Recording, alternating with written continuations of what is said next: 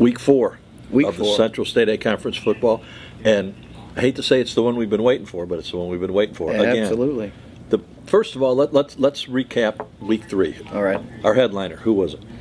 Headliner, I'll go with Terrell Bolden. 166 and 4 touchdowns on the ground, 148, and 2 more in the air. And 0 rushing yards at halftime, 166 in the second half. He broke it open. It's explosive, and I believe he had, an 80-yarder? Yep, in the fourth quarter. Yep, that wrapped it up. And then the rains came.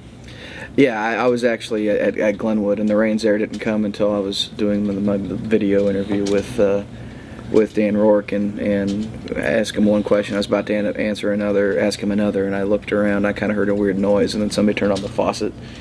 I looked at him and I said, "Well, see you later." We have 3 3-0s left in the Central State 8. 2 of them play. Obviously, it's the big one we've been talking about for a while. Leonard versus Leonard, Rochester, and SHG. What's up with that one?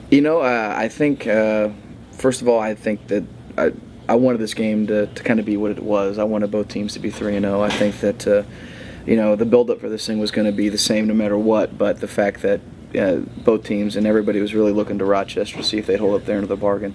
They have. They've looked really great in all their games.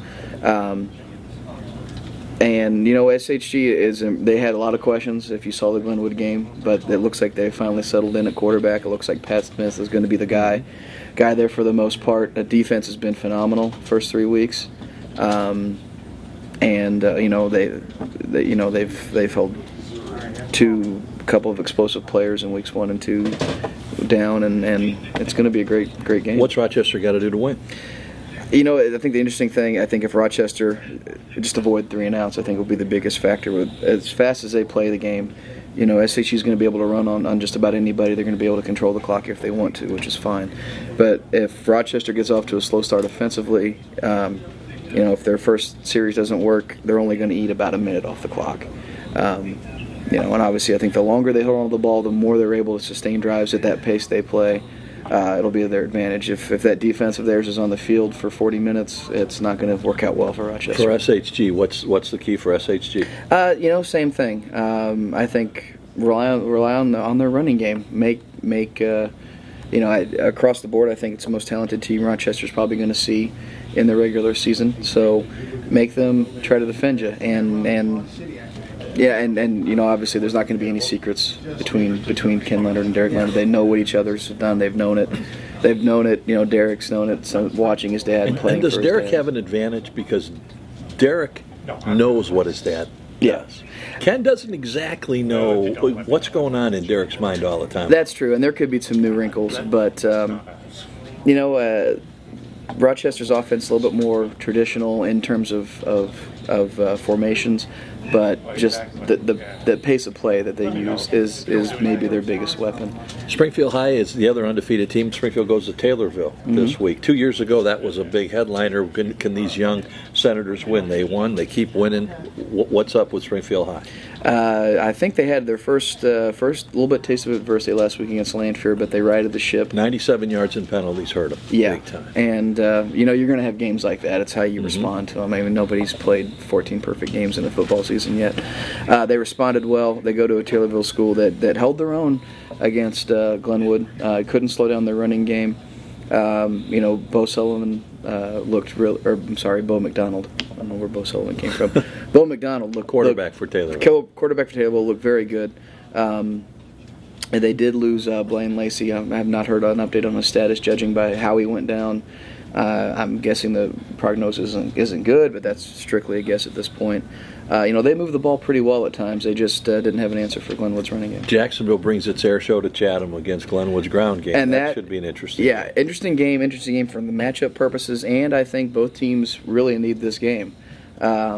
Glenwood's got a phenomenal dominance over Jacksonville, though. Yeah. If you look at the record, it's like 13 years in a row or something. It's pretty crazy. But from what I've seen them play once, and I think you're going to have your classic example in Styles. I think Taylorville had an fairly successful time throwing the ball, which means Jacksonville's going to be able to move it. By the same token, Glenwood's running game kind of got up and going, and I think if they can do that to Taylorville, they can do that to Jacksonville. So, Lanphier and Lincoln. Well, both these teams need it too. I think for Lincoln with one win, Lanford needs something good to happen. Exactly, and they've taken their lumps, and their schedule started out really tough as well. But they've showed some heart there. And then Lincoln, it was going to be a big test going into Jacksonville no matter what. But they still stop people. They do have to stop people, but they scored some points, which for them is also and a lot of teams are going to have trouble slowing down Jacksonville this year. The non-conference game is Southeast at Jacksonville, and then Johnsburg. I'm sorry, not Jacksonville, Johnsburg. Okay.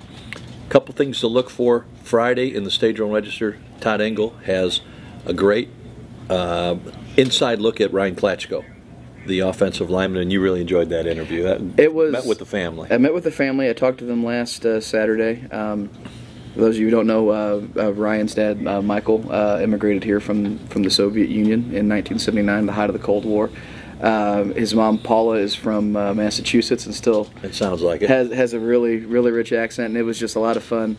The story started flowing, and those three personalities, and if you haven't met Ryan, he's a really talkative, besides being a huge kid, really talkative 6'5" kid. and 290. Really talkative kid. So when the stories got rolling, they all sort of got run. You just three very distinct voices sharing a lot of family history and all that. And it was a really fun interview, and if the story doesn't turn out well, it's not for a lack of good stuff. So we'll also take a look. Is this the first time two coaches, father and son, have ever met each other? You're going to have to read Todd's story in Friday's Stage-Run Register to find out. And next week, we're not done with big games. Springfield High and SHG could both be undefeated when they play next week. We'll talk about that one next week. Dick Buckus says goodbye.